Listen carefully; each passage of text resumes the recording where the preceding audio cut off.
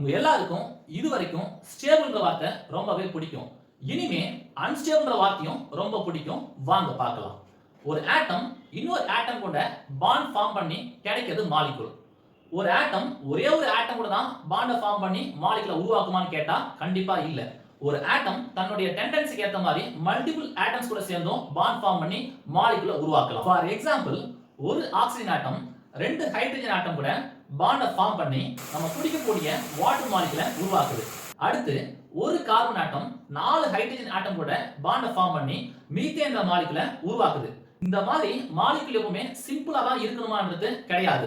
Pg5 ஒரு molecule கிட்டத்தட்ட 17 million atoms சேர்ந்து இந்த மாலிகுலை உருவாக்கி இருக்கு.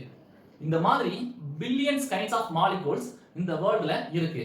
இது எல்லாமே நமக்கு எங்கேயாவது ஏதாவது ஒரு வகையில யூஸ்ஃபுல்லா இருக்கு. இந்த மாலிகுல்ஸ்லாம் எதனால உருவாகுது அப்படின்னா ஆட்டம்ஸ் உடைய அன்ஸ்டேபிள் எலக்ட்ரானிக் கான்ஃபிகரேஷன் தான்.